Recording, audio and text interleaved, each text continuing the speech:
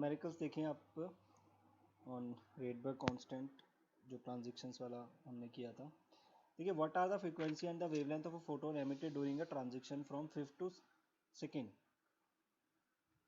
Fifth orbit से second orbit पे jump कर रहा है इलेक्ट्रॉन, तो क्या करेगा? वेवलेंथ एमिट करेगा, फ्रीक्वेंसी भी एमिट होगी। तो कहता हूँ इन एन हाइड्रोजन वो क्या है? तो हमें पता है कि according to Rydberg formula wave number is 1/λ R 1/n1 square minus 1/n2 square. 1/λ R 1/n1 का वैल्यू, n1 क्या है? जहाँ से जंप मतलब छोटी वैल्यू, ये छोटी वैल्यू होती है, और n2 जहाँ से जंप किया उसने, स्क्वायर होगा इनका ना। तो 1/λ is R, this is 1/4, 1/25, LCM ले लें। आर 25 माइनस 4/100 आ जाएगा, 25 इंटू 4 इज 100।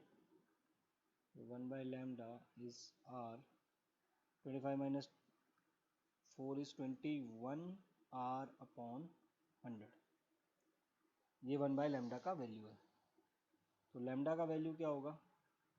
100 upon 21/1/r। ठीक है।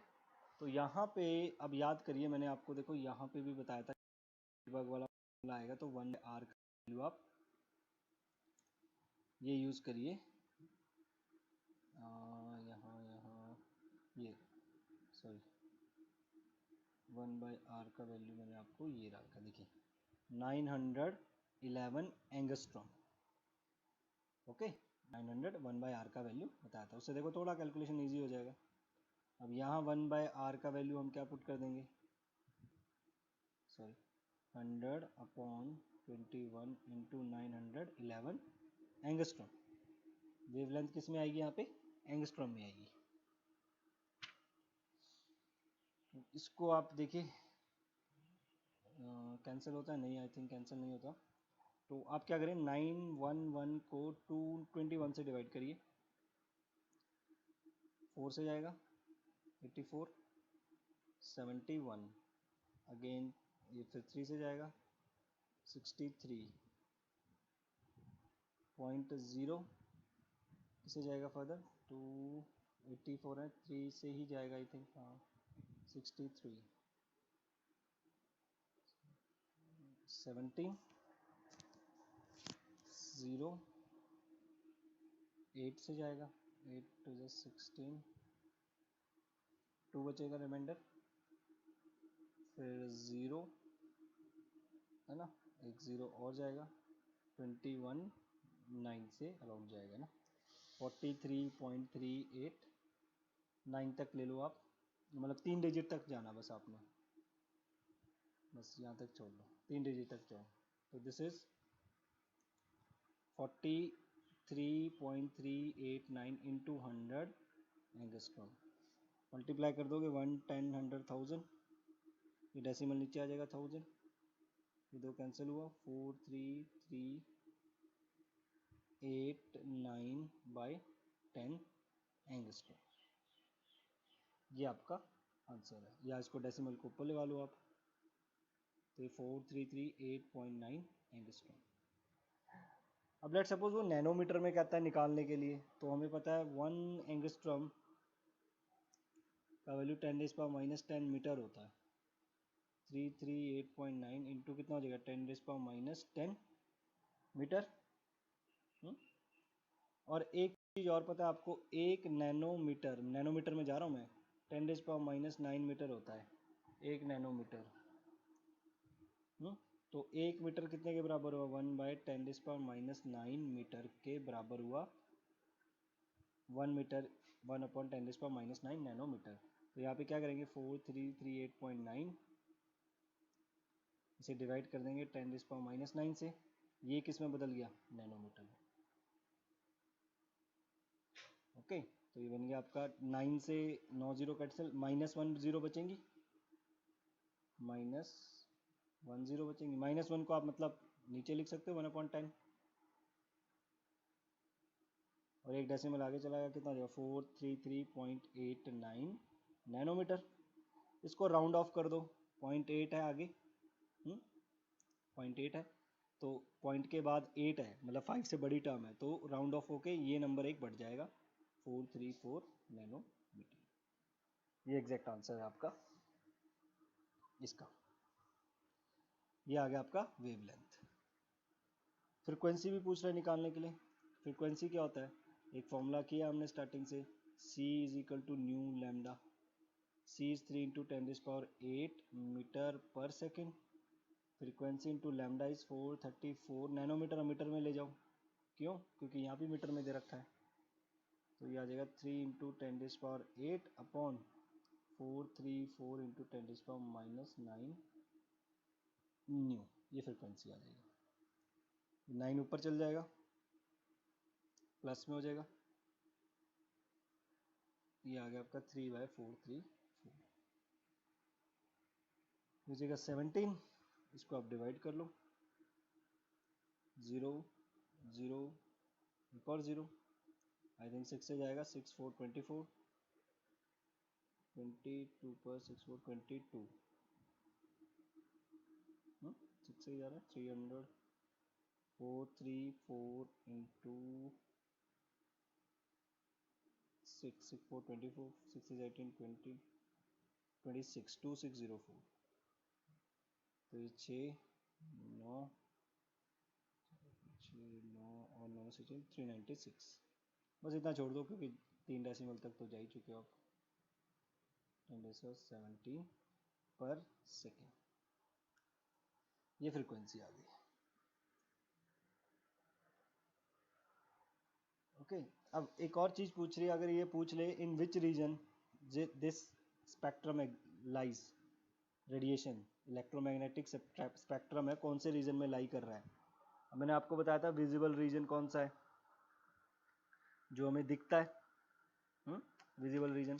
तो ये इसका लैम्डा कितना है, 434 आया थिंक नैनोमीटर, यस। और मैंने आपको ऊपर बताया था कि ये वाला रीजन है जो वो विजिबल रीजन होता है।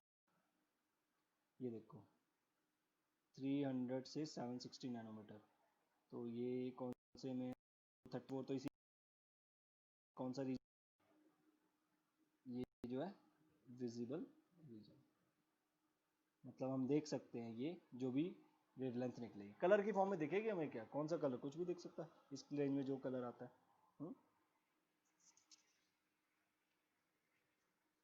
ओके, तो ये एक और चीज़ याद रखिए, जो बाल्मर सीरीज़ है ना, वो हमारी विजुअल रीजन में फॉल करती है, बाल्मर सीरीज़, क्योंकि बाल्मर सीरीज़ का ये लाइमन सीरीज़ की आपकी 91.1 से लेके 121.6 रहती है वेवलेंथ नैनोमीटर में। ये बाल्मर की रहती है 383 से लेके 656 नैनोमीटर तक।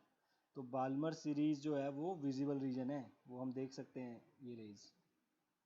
लेमन की ये रहती है, सीधा सीधा पूछता है नीट में, तो डायरेक्ट ही पूछ लेता है which visible region is the series, that is the Balmer. Paschen 954 से फिर 1875 तक रहती है। ब्रैकेट 4050 से लेके 1945 से लेके 4050, and the last is P fund, वो 3740 से लेके 7451 के रीजन में फॉल करता है। ये बेसिकली आपके रीजन है। ओके,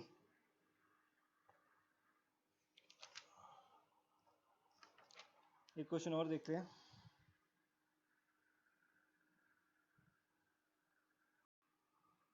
क्वेश्चन क्या कहता है कि जो वेवलेंथ है first line in the Balmer series, first line Balmer series का मतलब, देखो बाल्मर कहाँ पे होता है, कोई भी इलेक्ट्रॉन जंप करेगा मतलब वापस आएगा कहाँ पे, सेकंड शेल में, वो बाल्मर होता है। लेकिन कहाँ से, अगर वो इलेक्ट्रॉन थर्ड से आएगा तो हम उसे फर्स्ट बाल्मर सीरीज बोलते हैं, फर्स्ट बाल्मर सीरीज। और सेकंड बाल्मर सीरीज क्या होगी, अगर वो सेकंड में आता है कहाँ से, फोर्थ से, फोर्थ से जंप करता है तो हम उसे सेकंड बाल्मर सीरीज बोलते हैं, सेकंड बाल्मर सीरीज। ओके। तो wavelength of the first Balmer series या फर्स्ट लाइन बाल्मर सीरीज एक ही बात है, second line Balmer series, first line in the Balmer series 656 nanometre. इसका मतलब आपको देखो रेडबर्ग का फॉर्मूला क्या होता है, रेडबर्ग वाला, ये। तो यहाँ पे वेवलेंथ उसने हमें दे दिया कितना, 656। जस्ट होल्ड, चार्ज कर लेते हैं बैटरी। तो ये फर्स्ट बाल्मर सीरीज का फर्स्ट लाइन का फॉर्मूला, इसमें लैम्डा कितना दे रखा है, 656 नैनोमीटर। और n1 क्या होता है फर्स्ट लाइन बाल्मर सीरीज के लिए, 1/2। कहाँ से जंप करेगा, 3 से।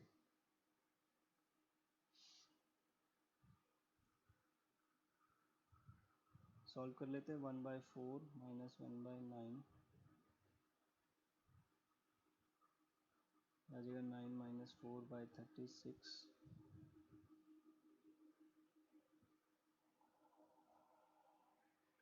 आ जाएगा आपका 5r/36, ये आ जाएगा। हमने क्या निकालना क्या है, calculate the wavelength of the second line का वेवलेंथ निकालना है। इसको यहीं पे छोड़ दें आप, ठीक है, क्योंकि आर का वैल्यू नहीं पुट करेंगे हम यहाँ से। सेकेंड लाइन का वेवलेंथ क्या होगा, सेकेंड लाइन फॉर्मूला तो वही यूज होगा, 1/λ आर 1/n1² माइनस 1/n2²। इसका लैम्डा हमें नहीं पता, निकालना है। आर नहीं यूज करूंगा अभी फिलहाल। एन का वैल्यू 2 सेकेंड में जंप करेगा, कहाँ से जंप करेगा, सेकेंड लाइन के लिए 4 से जंप करेगा।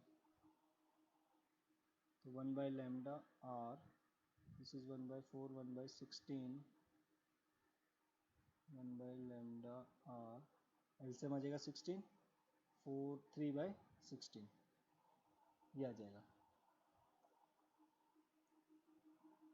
आप क्या करेंगे, यहाँ से इसको सेकेंड ले लो और इसको फर्स्ट ले लो, दोनों को डिवाइड करो। डिवाइड कैसे डिवाइड करना आपने, first divide by second, first को ऊपर रखें सेकेंड को नीचे। फर्स्ट क्या 1/656, और ये आप ऐसे करो, यहाँ से ना वैल्यू निकाल लो, ऐसे मत करो, थोड़ा सा आपको अगर कैलकुलेशन दिक्कत हो, आप यहाँ से आर का वैल्यू निकाल लो, 36/656 इंटू 5 इक्वल टू आर। ये आर का वैल्यू पुट कर दो यहाँ पे,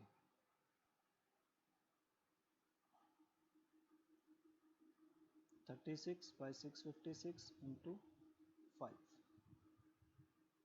इंटू 3/16। यहाँ से आपका लैम्डा आ जाएगा। कैसे कैसे क्या क्या कैंसिल हो रहा है देखो, 3 ये तो 4 9 से 36, 4 4 से 16, बाकी क्रॉस मल्टीप्लाई कर दो, 656 इंटू 4 ये वाला, 9 इंटू 5 इंटू 3 नीचे आ जाएगी, क्रॉस मल्टीप्लाई होगा, this is your lambda.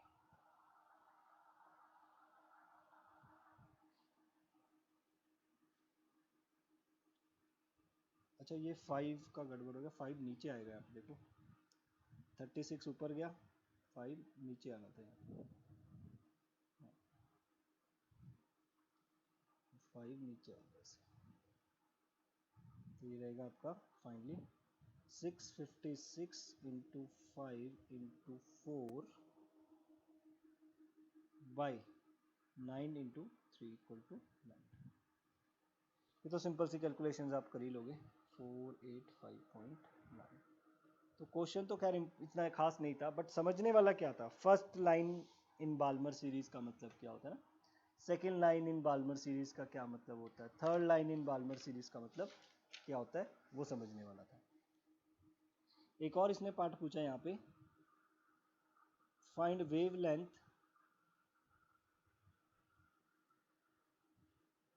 Of limiting line in Balmer series. Limiting line का पूछ रहा है। अच्छा, अब लिमिटिंग लाइन के लिए क्या याद रखोगे? लिमिटिंग लाइन होती है n1 का वैल्यू 2, n1 तो 2 ही रहेगा क्योंकि 2 पे ही जंप करेगा। कहाँ से जंप करेगा? इन्फिनिटी से। ये लिमिटिंग लाइन होती है, इन्फिनिटी से जंप करेगा। तो ये भी सेम उसी तरीके से हो जाएगा। न्यूमेरिकल इतना इंपॉर्टेंट नहीं है, इंपॉर्टेंट ये कॉन्सेप्ट है कि लिमिटिंग लाइन का मतलब क्या हुआ, इनवर्स सीरीज। ओके, एक और क्वेश्चन देखते हैं।